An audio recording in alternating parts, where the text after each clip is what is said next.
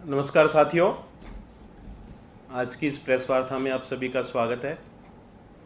आज जिस मुद्दे पे हमने प्रेस कॉन्फ्रेंस की है, बहुत ही महत्वपूर्ण मुद्दा है।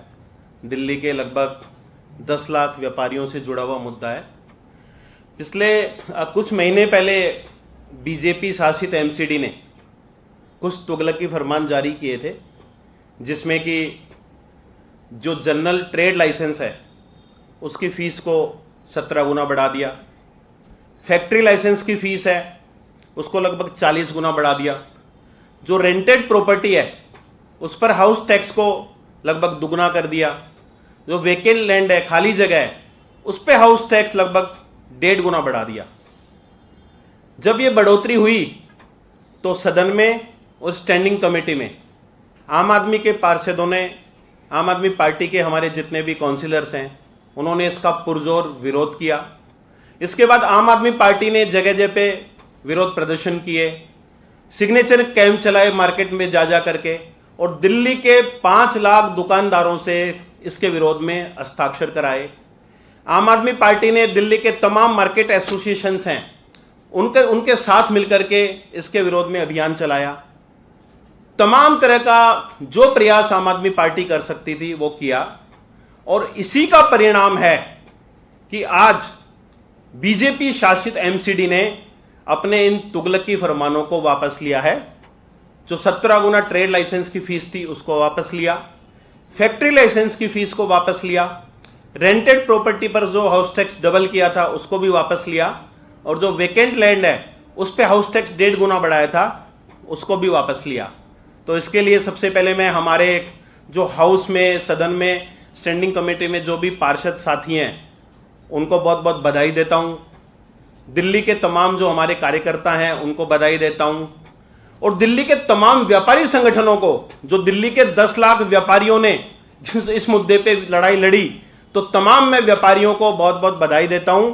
और उसी का परिणाम है, उनके संघर्ष की जीत है कि आज बीजेपी शासित एमसीडी ने इन तुगलकी फरमानों को वापस लिया।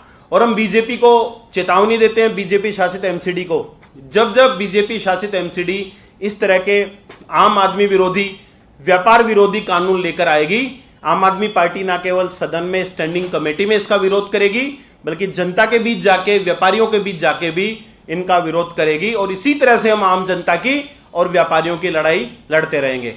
हमारे बीच में हमारे एमसीडी के विपक्ष के नेता विकास गोयल जी भी मौजूद हैं। अब वो कुछ बातें, कुछ स्थितियों से आपको अवगत कराएंगे। विकास गोयल जी।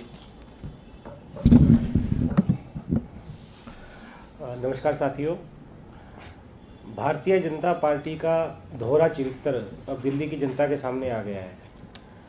एक तरफ कोरोना के नाम पर विज्ञापन कंपनियों को, पार्किंग की माफियाओं को, टोल टैक्स कंपनियों को करोड़ों करोड़ों रुपए उन्होंने माफ़ कर दिए, वेव ऑफ कर दिए।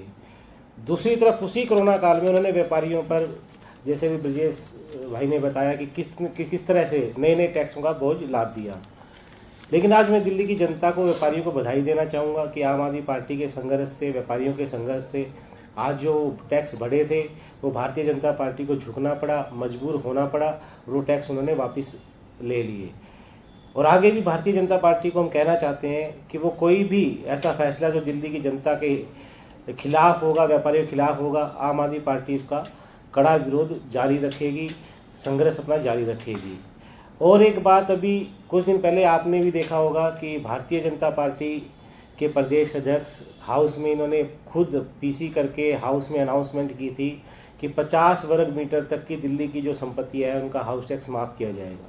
और इसके होर्डिंग भी पूरी दिल्ली में इन्होंने लगा दिए थे बधाई के, पूरी दिल्ली में होर्डिंग लगा दिए थे बधाई के। लेकिन आज बड़े दुख के साथ मुझे बताना पड़ रहा है कि आज हाउस में खुद भारतीय जनता पार्टी के मेयर ने, कमिश्नर ने माना कि ऐसा कोई प्रस्ताव वो नहीं है, 50 वर्ग मीटर तक का जो हाउस टैक्स माफ़ करने का उनका ऐसा कोई प्रस्ताव नहीं है। तो भारतीय जनता पार्टी के झूठ का पर्दाफाश हुआ कि कैसे वो दिल्ली की जनता को गुमराह कर रही है। और आम आदमी पार्टी ये भी मांग कर रही है कि जो घोषणा आपने की थी कि 50 वर्ग मीटर तक के मकानों पे हाउस टैक्स माफ़ होना चाहिए, तो उसको तुरंत लागू करें, और 50 वर्ग मीटर तक की जितनी भी संपत्ति दिल्ली में है उनको टैक्स से छूट मिलनी चाहिए, ये भी हमारी मांग है। धन्यवाद।